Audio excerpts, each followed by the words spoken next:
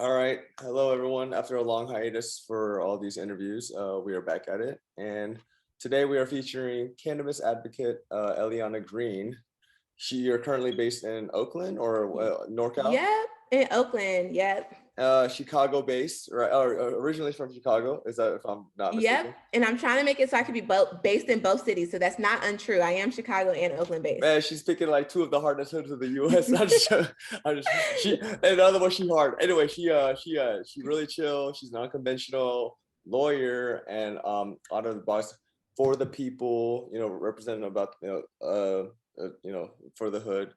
Um, she's a cannabis advocate, and we had the opportunity. We at Kind Hearts had the opportunity to see her speak at this MBCA as a minority cannabis advocacy talk, and it was just it was really I was really enthralled and by her talking, and I was like I have to interview her because she's like exactly everything what we're talking about. So, Elle, welcome to the show. Thank you for having me on. I'm really excited to participate and to talk with y'all. So thanks for having me on. Yeah, definitely. So, yeah, where do you want to start with your story of how you got into it? She has a very impressive resume regarding in this regard. So, yeah, wherever you want to Um, start. so I'll kind of start from the beginning and make my way, from where I am now, make my way back. So I'm currently a reentry attorney. And I'm in a program called Equal Justice Works. And that essentially is a left-leaning think tank that helps young lawyers get funding to put together innovative ideas that are kind of outside of the box. Mm-hmm. And then you have like a corporate sponsor who funds your idea, and then you're doing your idea inside of a nonprofit. So in my case, my sponsor is Hewlett Packard Enterprise and Morgan Lewis and Bokius, and I'm doing a 2-year fellowship at an organization called Root and Rebound, based out in Oakland. It's a reentry advocacy center that aims at one, providing individuals with assistance navigating collateral consequences to their criminal records, but then also engaging in systems changing and education work to actually change the laws and the systems that are creating these collateral consequences for folks.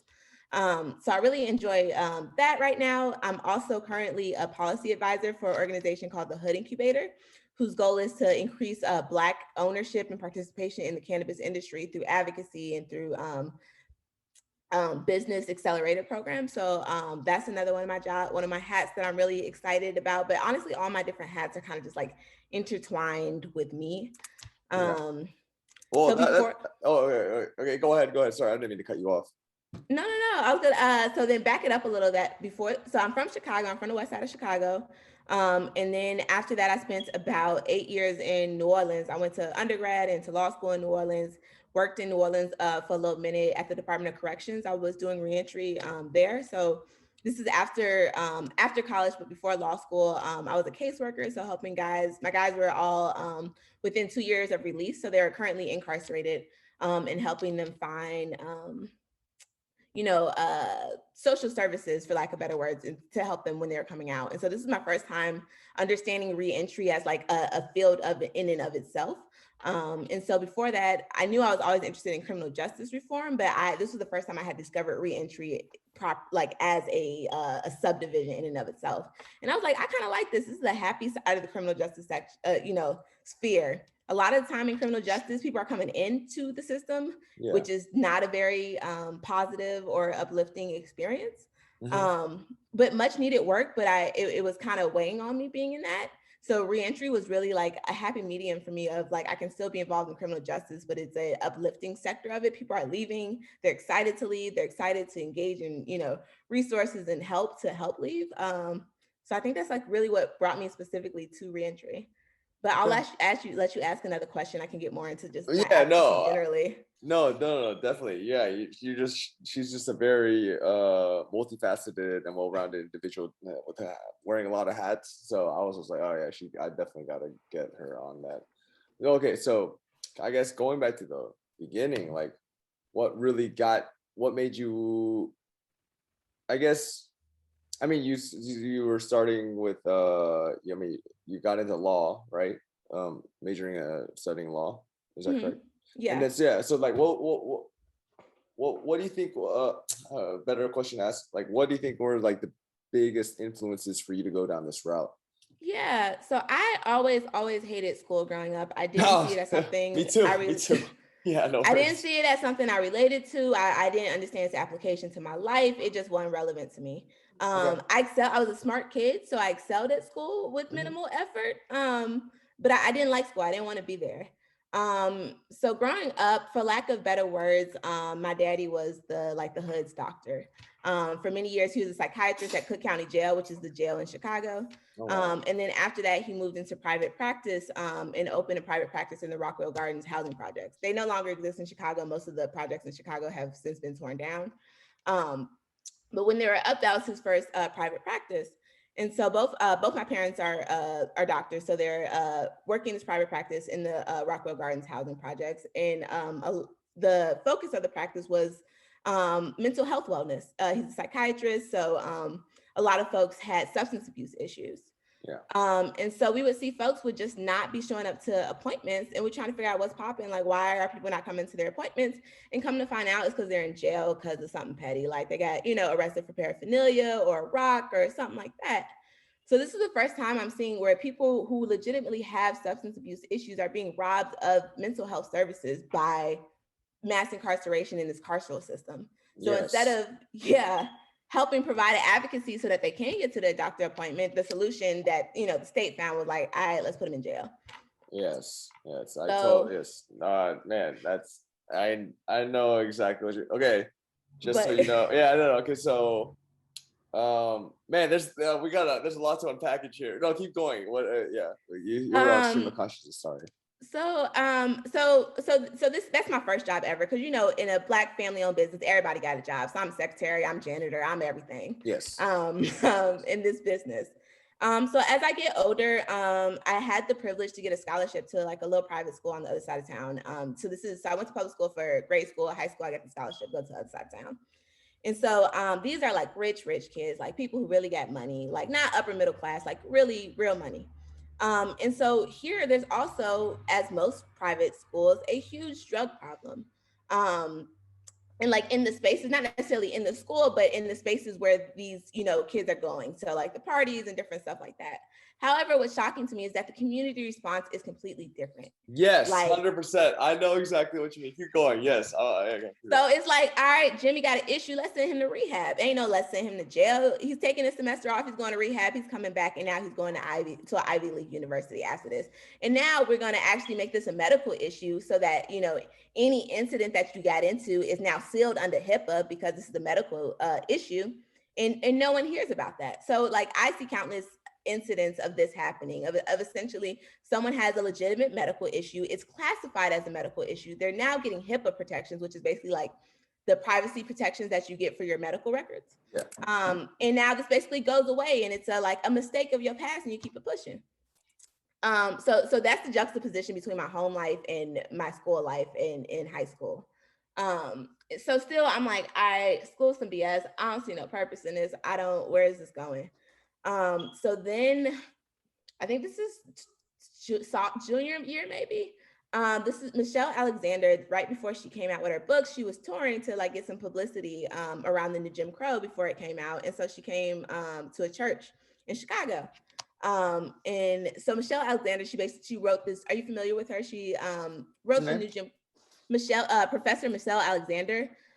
She wrote a book called The New Jim Crow that essentially talks about how mass incarceration and the war on drugs is the new Jim Crow laws. Yes. So before she comes out with the book, she's touring in Chicago at a church that we go to. And this is the first time I see anybody talk about any type of academia that has any relevance to me whatsoever. And so I'm like, what does she do? I wanna do that.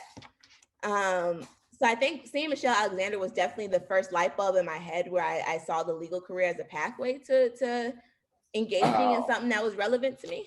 Yeah, definitely. Yeah, like kind of reform from the inside, right? So yeah. And even just like I said, the whole concept of academia just seems so foreign to me and unrelated to anything that I could not connect. And this is the first time that I could.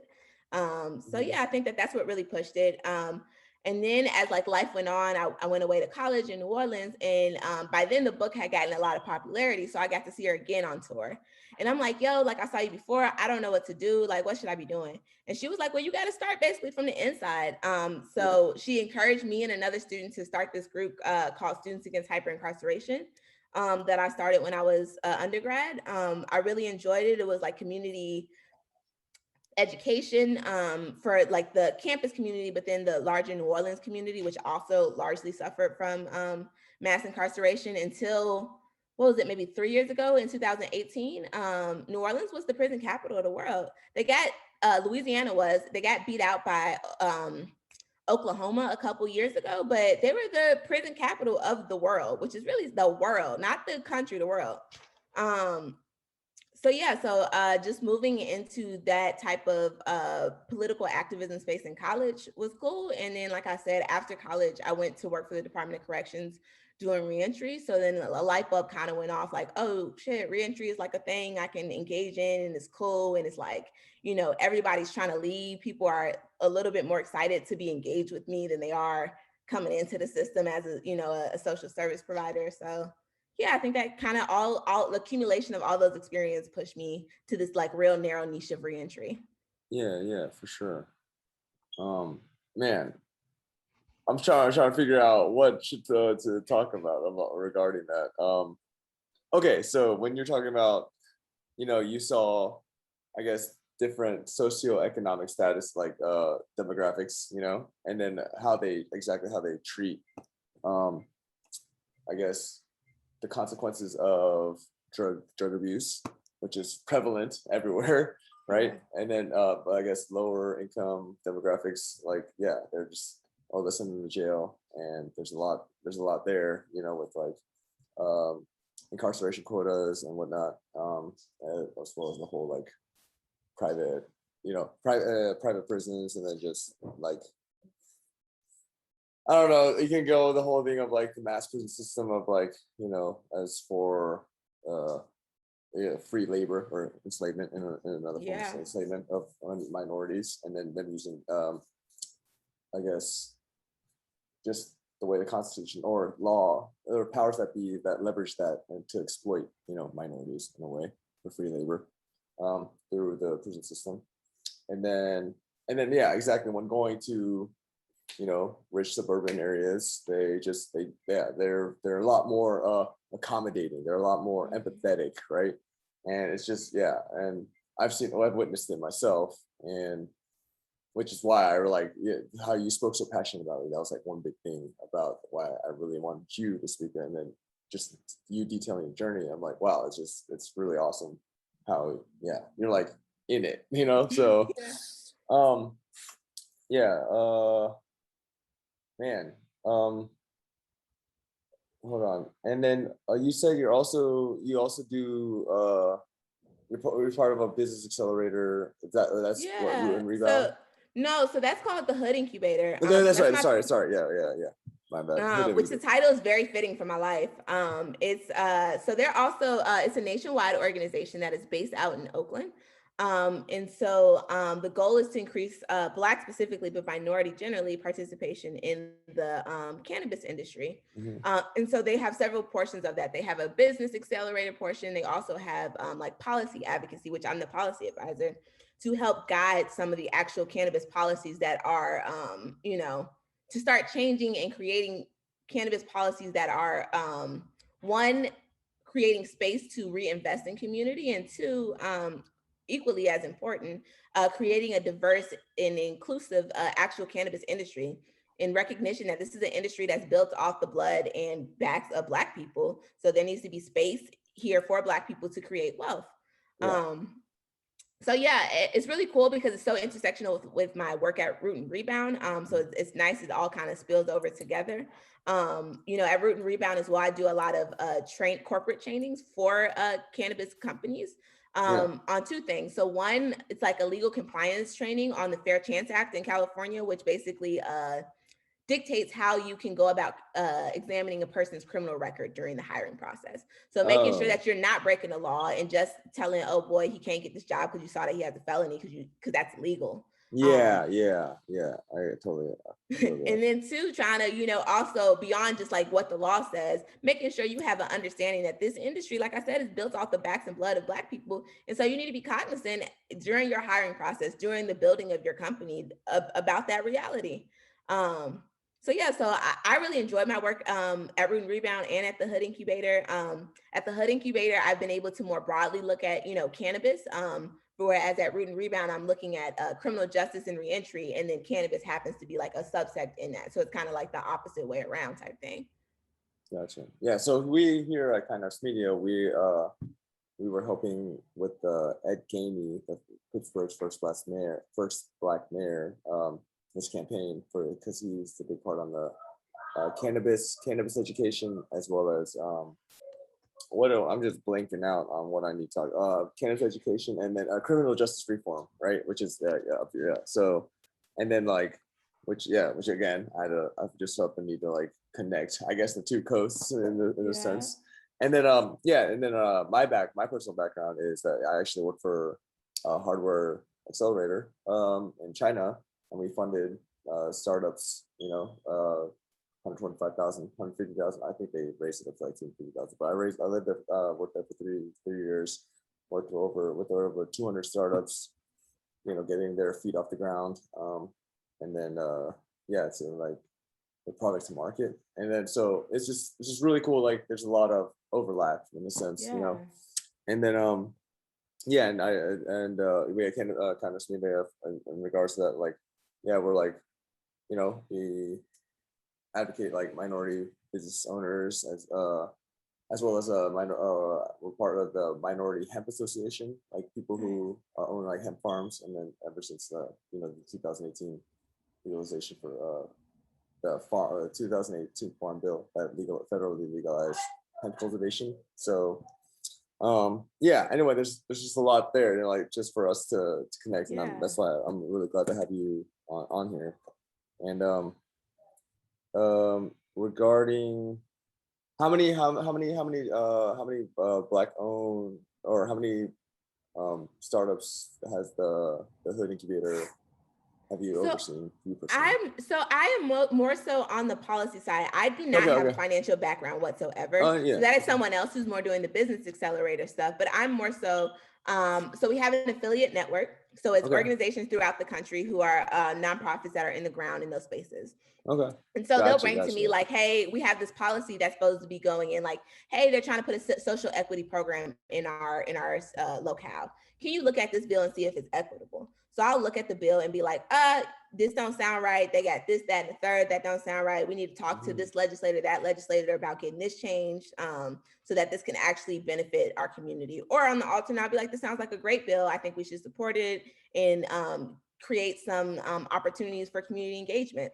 So a good example would be in New York. So when New York passed legislation, they had two competing pieces of legislation that were going down. One was the CERTA. I can't remember the actual acronym. It's Cannabis Regulatory Tax something, but that was being pushed by the governor through the budget.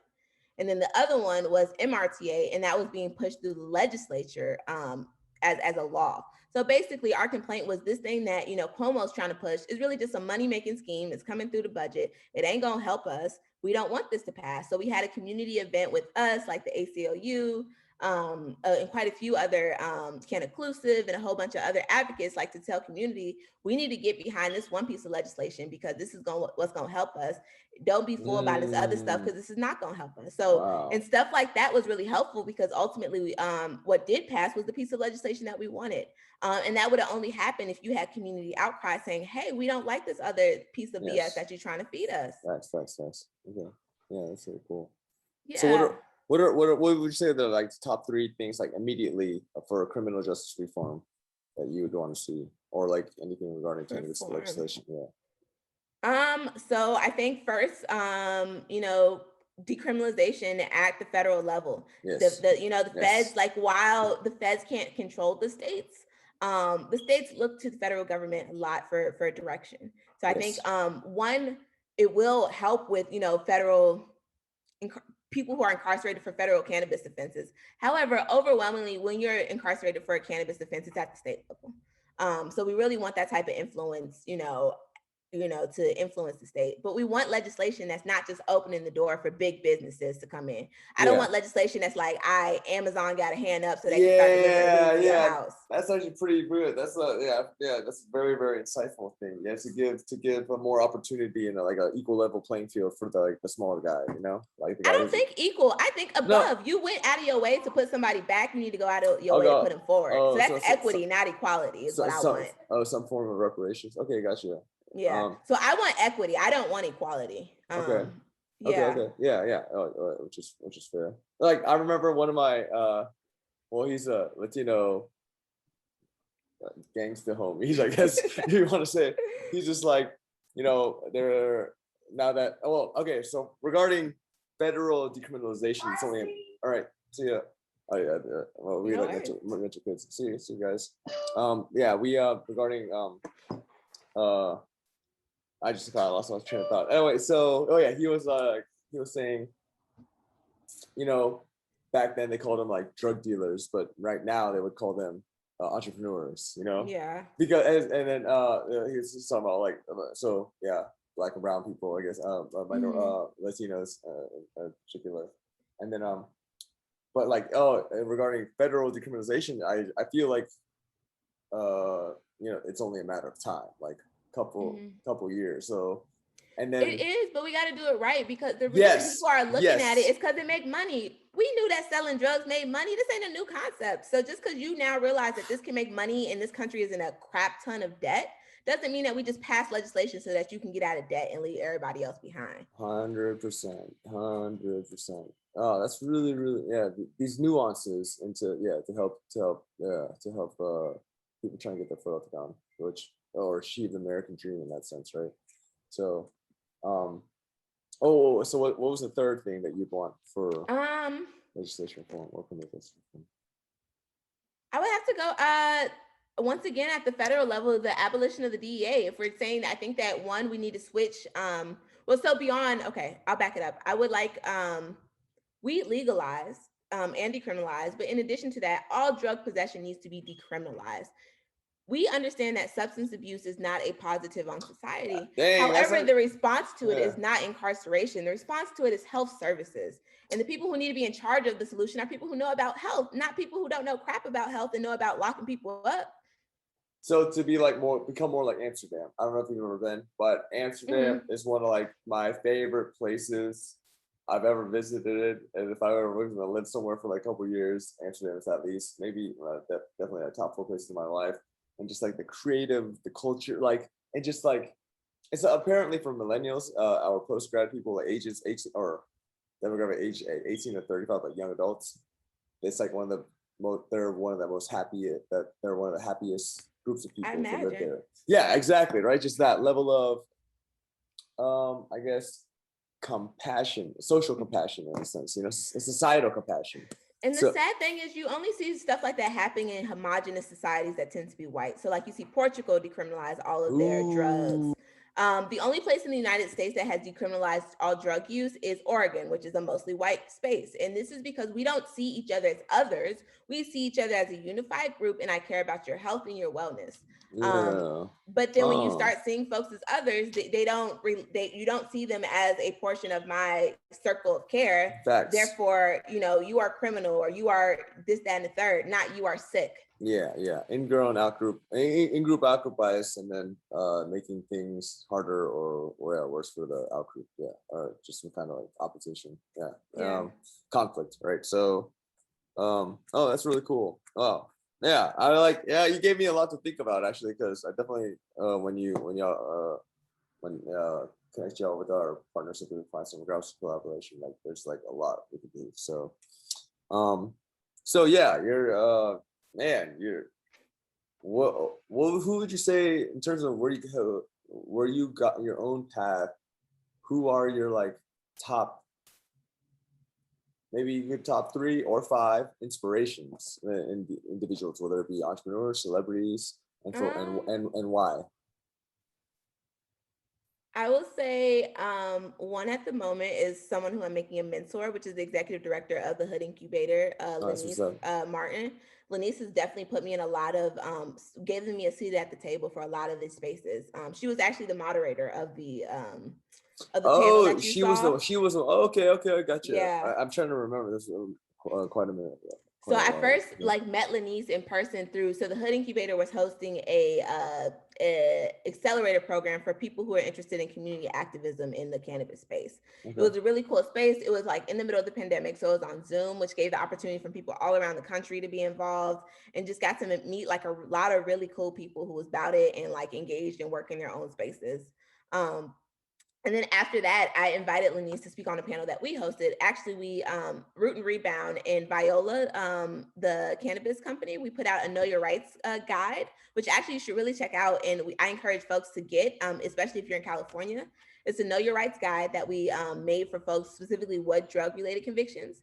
So just a self-help. I believe that the most important part of independence is having the tools to assist yourself. So like, yes, I as a lawyer can help you, but what's even more helpful is if I teach you how to fish rather than me fishing for you. 100%, 100%. That's awesome. Yeah. So this guide like gives you the tools to navigate all the types of issues that you would usually be calling me about. Yeah. And that also allows us to expand the impact because we're like a tiny team. So there's only so many people that we can, actually engage with. But through written resources, I can engage with, thousands of people who I ain't never seen before who I can also help because I'm giving you the tools to help yourself. So we had a what do you call it? Like a launch for that. And I invited Lanice to speak on that. And from there, we just like, she started like inviting me to all of these tables. So like, she invited me to join Drug Policy Alliance. They have a federal working group, legislative group. So invited me to be a part of that so that I could voice my opinions on federal legislation. Got me involved in the Minority Cannabis Business Association. So how I actually got to speak at the event that you saw me at. So she's definitely like an inspiration. She's young. She's only like 35, running an organization of this magnitude. So that's definitely been an example of what can be and what I can do and how I can contribute. So that's number one. I would say, I guess number two is Michelle Alexander, who I don't know, who's more celebrity status, who I spoke of earlier. I don't know. I don't have a third off the top of my head. I guess the third right now is a woman named Dr. Marilyn Jones. She's the executive director of an organization called Because Black is Still Beautiful. She has a doctorate. She is formerly incarcerated, a victim of the crack epidemic. I love that she calls like her work Strackademics. It's like academia that is based in the reality of living in the streets. And that's the first time I've seen that. So I consider myself a sociologist first and foremost. So she just blows my mind in terms of what sociology can be and how we can apply this field of like the thinking of how we interact with each other into like our real lives and to fix real ass problems. Yeah, very cool. Wow. All right. So what's your favorite sativa? I'm assuming you're a smoker or a cannabis user. I feel like also, well, one, I figured you would ask that question. I'm neither going to answer nor deny that answer. And I feel like it's important because a lot of times Black and brown people, especially in these like uppity fields, don't have the liberty like white people to just be like, yeah, I be on here doing drugs, I'm doing this, that, and the third, and incriminating themselves essentially. I don't have that luxury to be on TV incriminating myself about something. In which case, sorry for my ignorance. And, no, you good. It makes sense. That's the platform. And I appreciate when people do have that capacity. Unfortunately, it's just disproportionately given to white people who are not going to face consequences if it's shit come back around on them. Yeah. Well, okay, I'll self-incriminate myself. I like blue jean. I like blue jean. Blue jean. So yeah. That's actually one of the best strains that I've had. And then it was one of the best highs I've ever had. And then I can tell you my favorite brand right now though. It's definitely Viola. I've never heard of that. Yeah. So Viola is a Black owned company. They're nationwide, owned by former basketball player Al Harrington. Okay, never mind. Okay, I read up on that. I didn't really know it was called Viola. Okay, yeah, I heard of a lot of celebrities are doing co-branding or like with these cannabis companies. So it's so smart on him. Yeah, Viola. Yeah. I definitely have to check that out. Yeah, they're really dope. They have a whole different line of like really creative strains, and they be linking up with Ball Family Farms Okay. as well to pull out some really cool strains. They actually had a Purple Rain strain that was really cool. It's real Prince influence if you like Prince. Yeah, for sure. And a portion of the proceeds went to Root and Rebound to help with our reentry work. So they do like really cool work like that. That's like getting the dope strains out, but also making sure that it has an impact on the community. So I'll say that they're my favorite brand out right now. Oh, that's hard. That's hard. Nice. Very, very nice. Okay. Very cool. Do you, well, I'm trying to, this is just a lot. I was like, I wish we, if anything, I wish we had like our own little private interview before this, and then we're like, because we just some context to the audience who's watching, and like, we didn't have much context, getting to know what each other did, and so this is like a straight up organic conversation, like we're meeting each other for the first time, which is dope. So like, but yeah, and then we go. There's just so many grounds for collaboration, which is why I'm really excited to have you on here. Thank you again for coming. Oh, so what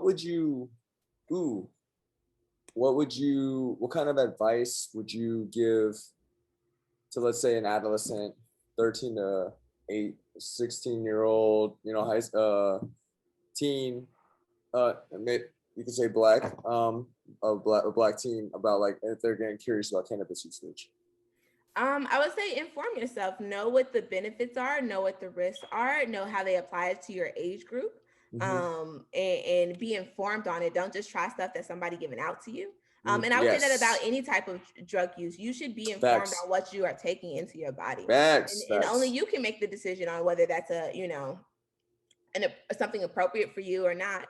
I would say that also at that young of an age, definitely be have a heads up for what problematic use looks like versus healthy use looks like. While I'm clearly never advocate for kids using any type of drugs, kids use drugs. That's gonna be the thing, and it always is. That is exactly. That's just reality. So we got all you worried parents. Your kids are doing drugs. So be aware. As you get older, if you do dibble into hard drugs, I would say get a testing kit where you can literally test whether or not this is a pure substance. So if you think you're taking Molly and next thing you know, you got some heroin, that's not it. So you get a testing kit, and different organizations promote that, like Students for Sensible Drug Policies, which I was in when I was like mad young. And I feel like that's actually, I forgot to mention them, one of the initial high school groups. They're mostly on college campuses, but they're in my high school. And it was really about Students for Sensible Drug Policies, realizing that students are going to use drugs. So let's do this safely. And how can we push forward sensible policies that are not about never doing it, but what's safe, and how can I protect my safety as I engage in this experimentation? Very cool. Yeah, very cool. Yeah. So what's interesting about us, maybe we need to repeat this but we're a lot more, not more, but we're just very open about our cannabis usage, and a big part of it is our arts promotion. So we interview a lot of artists, and then we go to events, and then especially out in Pittsburgh, our art and cannabis are heavy and intertwined. Music, art creates culture. And then there's a big cannabis culture associated with, especially with rap, and we've been interviewing rappers and stuff, and hip hop, and then as well as just the Pittsburgh art scene's pretty dope too. But I'm from Atlanta, and then I've been living here. It's Pittsburgh is dope. And as well as the stand-up comedy scene, it's really dope. And then these are so weird, those are my three main, I guess, artists, and then as well as entrepreneurs, or athletes. Actually, so we've been in just all kinds of artists, and then even athletes. I mean, for me as I'm a pro fighter, currently inactive, but I'm a fighter. And for recovery, when I'm living out in Thailand, yes, I'm smoking cannabis. That's one of the best recovery tools in the world, best sleep I ever had in my life. And especially when I had insomnia, just because I was just stressed from training. But cannabis, and then bam, not only that, but helping me to cut weight. I'm just I'm all about cannabis. I'm at least responsible cannabis use. That's what I am. So I'll say part of that is we need to make this more of an intergenerational conversation, both in terms of youth, but also in terms of our elders. And Yes, making, yes, you know, especially because I feel like so many of our elders who could yes, benefit, who are yes, on all types of stronger opioid drugs and other things for legitimate pain, yes, are so stigmatized by this reefer madness and all of the rhetoric that went around it that yes, yes, 100%. they're frequently don't have the tools to see its healing powers. I had like Yes, an older relative like in their 80s who was just having a lot of physical problems and on a lot of opioids. I brought them some, what was it, like Papa and Berkeley makes a topical. okay. That's a pain relief that they found very beneficial. And they would be like whispering basically to me, next time you go out, bring me some, bring me some back. Versus no, like, older relative, we can get you informed on this so you don't have to sneak and get it. This is legal where you are. You can get this. You could probably, get a medical card so you ain't got to pay no taxes on it. And have this benefit for you on a regular basis without having to have me sneak out to go grab it for you on the low.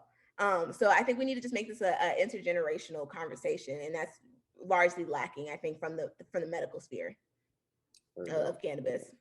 What's the main piece of advice you would give someone who, let's say a Black person aspiring entrepreneur who wants to get into cannabis for business? Yeah.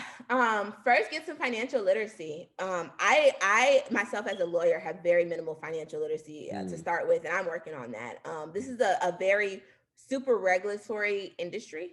It is super tax heavy. I was actually, it's funny, I'm in the middle of trying to do an analysis on, the MORE Act, which is supposed to decriminalize marijuana at the federal level. I'm at the tax session. We had two, criminal lawyers and two law students trying to read the tax section. We walked away not knowing what it said. So we end up outsourcing a financial analyst to tell us what it says. Wow. That's ridiculous. How do we have pieces of law that we're expecting normal people to follow? Because if you don't follow it, believe me, they're going to throw you in jail for tax evasion. Yeah. But yet nobody knows what it says. So how you want me to follow this law and I can't read it? Yeah, exactly. Yeah, it's like they purposely make it more convoluted with the convoluted languages just so that they can do that, to exploit that stuff. Yeah. So I think it's some financial literacy off top if you are interested in this industry, regardless of what portion you're interested in. Get some financial literacy.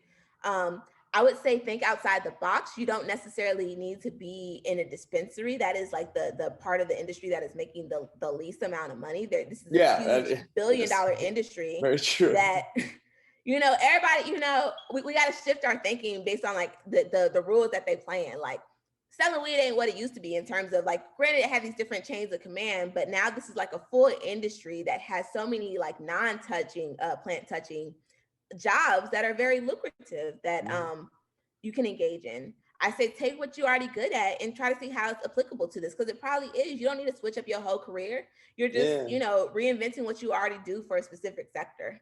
Very cool. Very cool. So yeah, do what you're good at, get some financial literacy, and don't try to sell weed like directly. It's a whole bunch of other stuff you could do. For sure. Outside of policy and your profession, what are your hobbies or like artistic hobbies? What do I do? I like to rollerblade. So I like to travel. I just got back to the United States. I went on a 4-month peace retreat. That's hard. Wait, do tell about that. Let's go. Yeah. That's spiritual finding, soul searching. Oh, I'm sorry. It was. Yeah, I don't mean to interrupt. So a lot of my work is direct services, which means engaging with people who are in crisis a lot. And it was that in combination with, last year with the pandemic, in combination with all the civil rights issues that I was trying to actively engage in to help community, it was starting to take a physical toll on my body. And I was like, this ain't it. I don't need to be here. We were working remotely. So I was like, why am I here? It don't matter where I'm at to work. So my family, my dad's family's from the States and my mom's family's from the Caribbean, from Cuba and Jamaica.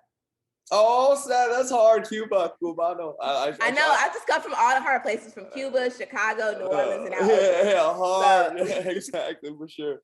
Yeah. Internationally. I had a homegirl from college who's from Grenada, which is a tiny, homogenous Black country. And so it's all Black and they don't have any COVID. So basically when COVID hit, they shut down their borders. And they've been real strict about how you get in. So they haven't had COVID in well over a year. They've had a total of like about 150 cases the whole time, and they've had one death, and it was like a foreigner. Wow. So she's like, you trying to go to the islands with me? I'm not for this. I'm like, girl, yes, I'm not for this either. So I left. And I was gone for about 5 months, you know. That sounds like heaven. That sounds like heaven still. Oh man, that's awesome. Yeah. Yeah, so that was dope. I really got to be immersed in nature. I found out that I love waterfalls. Like, they're dope.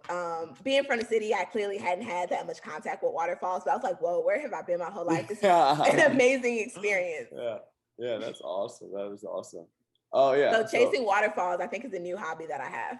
Hell yeah. Oh yeah. That's very dope. That's very dope. Have you been to Puerto Rico?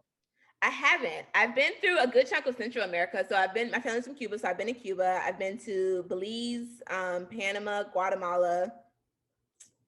And I think that's most of it for that region right there. I used to live in Spain.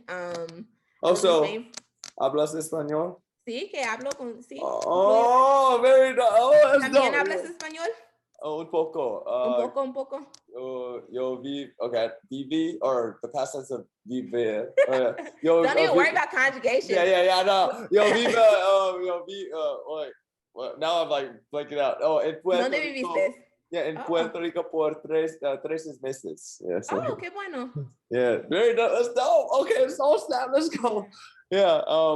So like I said, I consider myself to be a sociologist, like really wanting to learn about people. So it's just cool to me to see how this Black society had literally been like, nah, we're not going to participate in this world plague. No.